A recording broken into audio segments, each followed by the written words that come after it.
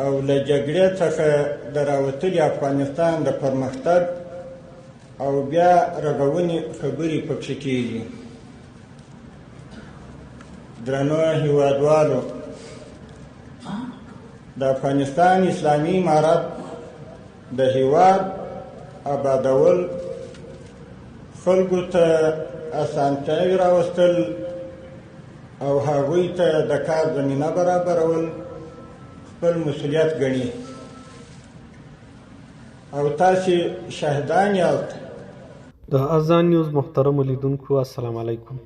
د ریاست الوزرا اقتصادي مرستیال محترم ملا عبدالغني برادر اخوند د ګلبهار پلازې رغنیز پروژې د چارو پرانیستنه وکړه. په همدې موخه جوړه شوې غونډه کې د ریاست الوزرا اقتصادي مرستیال محترم ملا عبدالغني برادر اخوند وویل د اسلامي امارت په راتګ سره بشپړ امنیت تامین شوی او په هیواد کې تر بل هر وخت د پانګونې لپاره ښه زمینه برابر شوې ده چې د دغه زیربنا پرانیستنه یو ښه نمونه ده.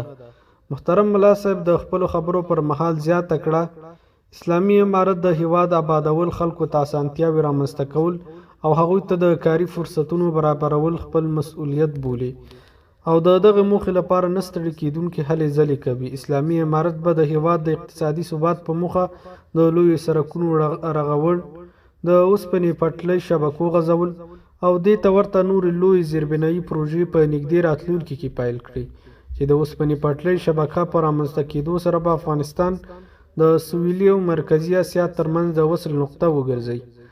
محترم ملا عبدالغني برادر اخوند له هیواده بهر ملي سوداګرو پانګوالو ته بلنه ورکړه چې افغانستان ته راستانه شي او په خپل هیواد کې پانګونه وکړي.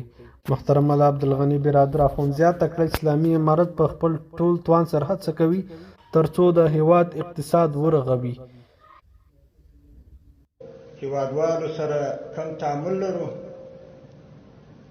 دا خو د یو چا به شخصا د افغانستان پر دغه حالاتو باندې ښه نه لورېږي.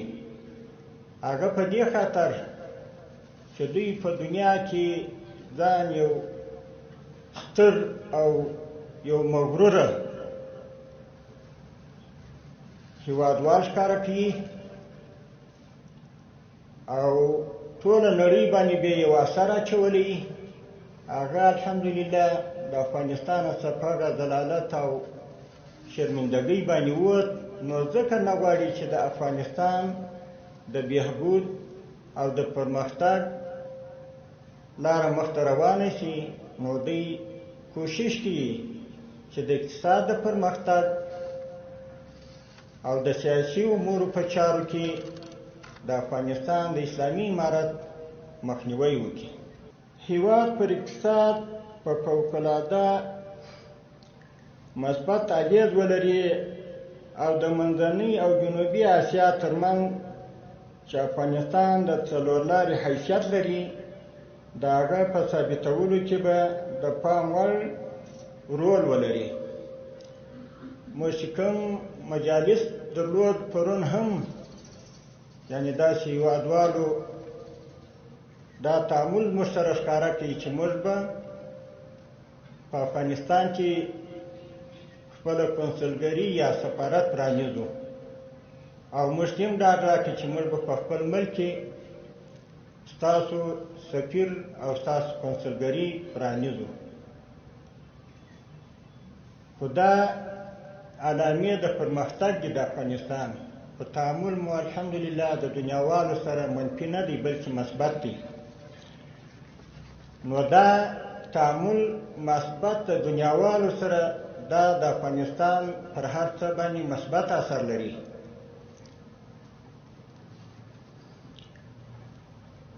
ښاغلو پانګوالو او ملي سوداګرو، افغانستان د ټولو ګډ کور دی. پر هر افغان حق لري چې د خپل وس مطابق په آبادولو او بیا رغونه کې رول ولوبوي.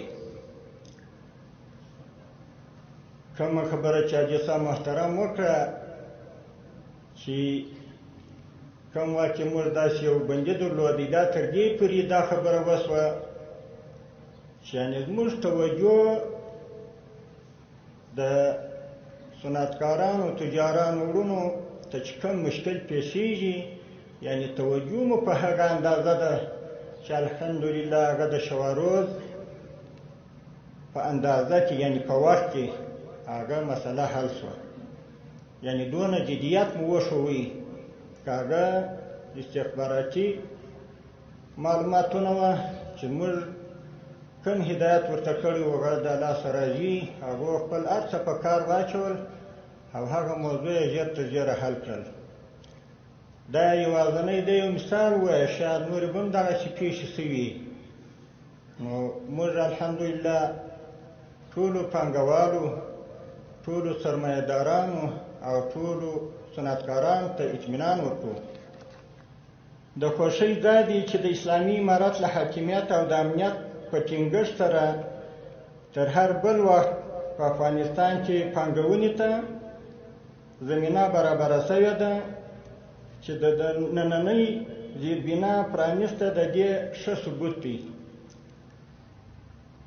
که موږ وګورو دا څلورم یا پنځم مثلا چې په مرکز د افغانستان چې کابل بلل کېږي، دونه یو غټه پلازا یا پارتمان چې نن افتتاح کېږي، دا به شاید د کابل په زړه کې څلورم درېیم حیثیت ولري.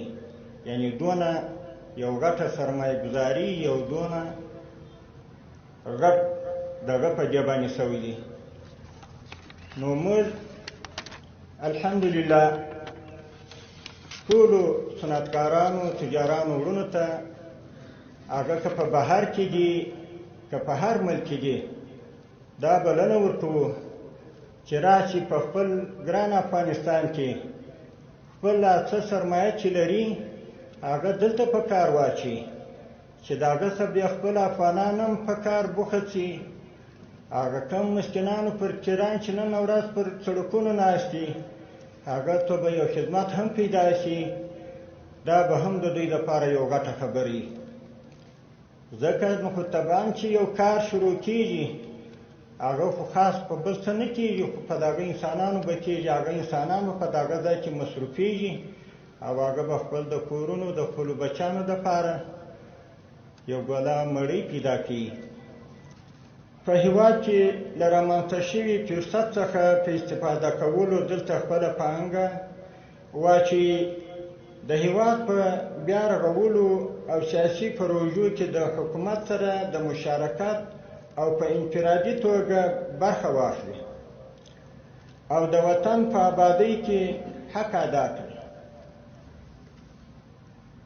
د افغانستان اسلامي امارت به ستاسې د مال او عزت تضمین کوي ان شاء الله تعالی.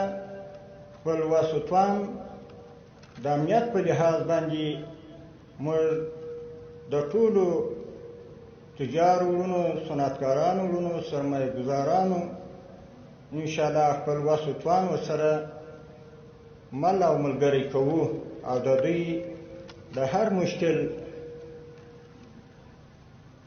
غږ او خبره تر هغه کومو اداراتو پورې چې تعلق لري هغه به رسوو. په هره نګاه کې، که په دفاترو کې، که په نور امنیتي مشکلاتو کې، په هره نوع مشکلاتو کې به انشاءالله موږ د دوی سره مل او همکاره یو. ځکه چې موږ دوهم ځای هم یو پروګرام لرو